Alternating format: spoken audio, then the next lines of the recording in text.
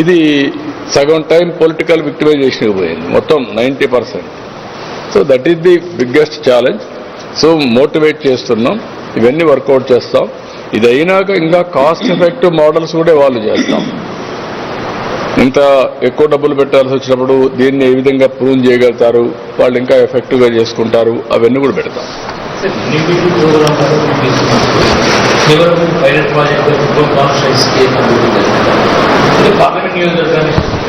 నేను పార్లమెంట్ నియోజకవర్గానికి కూడా ఎంపీకి కూడా చెప్పాను అనుసంధానం చేసుకోమని. ఆయన కూడా వర్కౌట్ చేస్తున్నాడు. పార్లమెంట్కి చేస్తాం.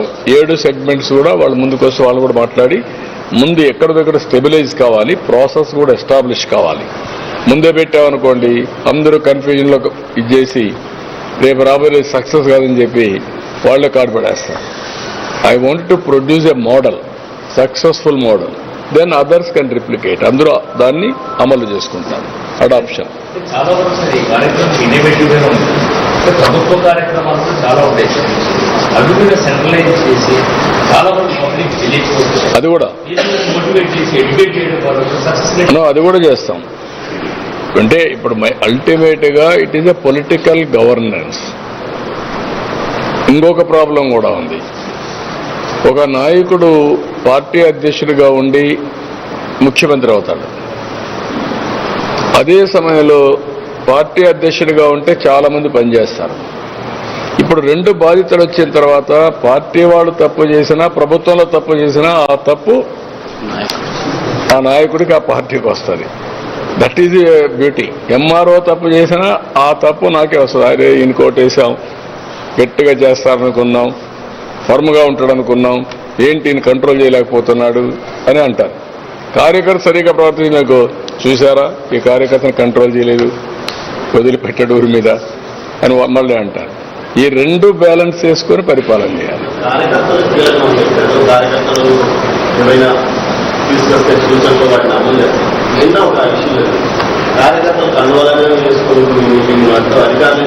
ఏని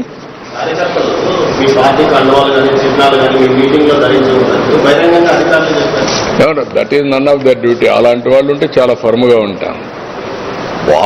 వాళ్ళొక తెలుగుదేశం పార్టీ కానీ వాళ్ళొక ఈరోజు తెలుగుదేశం పార్టీ అధికారంలో ఉన్నప్పుడు అధికారం చెప్తే అలాంటి అధికారులు డెఫినెట్గా ఫర్మ్గా ఉంటా, చాలా సీరియస్గా ఉంటుంది.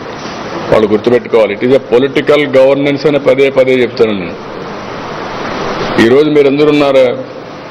లాస్ట్ టైం మా కార్యకర్తలు ఇంటింటికి పోయి సూపర్ 6 కార్యక్రమాలు చెప్పారా లేదా? నమ్మించారా లేదా? ఓట్లేస్తే వచ్చామా లేదా?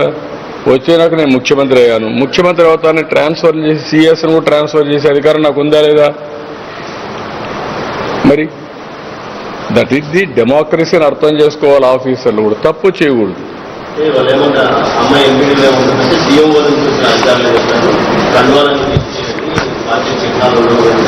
అవన్నీ కూడా క్లియర్గా చెప్తున్నా, అవన్నీ కరెక్ట్ కాదు. వాళ్ళ పద్ధతులు బట్టి వాళ్ళు చేసుకుంటారు. కానీ ఓవరాల్గా పార్టీ వాళ్ళు ఉంటారు, ప్రజలు ఉంటారు, న్యూట్రల్స్ ఉంటారు, అవతల వాళ్ళు ఉంటారు. అందరికీ న్యాయం చేయడం ముఖ్యమంత్రిగా నా బాధ్యత.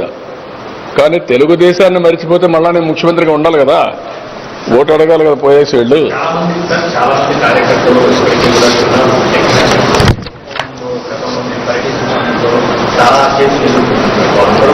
ఉన్నాయి, చాలా కేసులు ఉన్నాయి. ఒక్కడే కాదు, రాష్ట్రం అంతా ఉన్నాయి. మామూలు కేసులు పెట్టలేదు. ఇది అంటే ఒక అరాచక పాలనకి పరాకాష్ఠది. సరే నాకు జరిగిందని కాదు నేను చెప్పడం. ప్రతి ఒక్కడి పైన 20 కేసులు, 30 కేసులు, 40 కేసులు పెట్టేయడం, చీటికి మట్టు కేసులు పెట్టడం.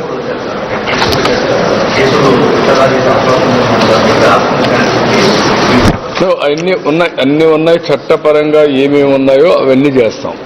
ఇప్పుడు మీ మీద ప్రెస్ వాళ్ళ పైన పెట్టారు, నేను అధ్యయనం చేస్తున్నా. ప్రెస్ వాళ్ళ పైన పెట్టిన కేసులన్నీ కూడా ఒక జీవోని ఇష్యూ చేసి తీసేస్తాం. 5 ఏళ్లలో ఎక్కడ ప్రెస్ వాళ్ళ పైన పెట్టినా ఆ కేసులను రద్దు చేస్తాం. ఇది undemocratic. Even there are supreme court decisions also. రాజకీయ కక్షతో ప్రెస్ వాళ్ళ పైన కేసులు పెట్టడం ఏంటి?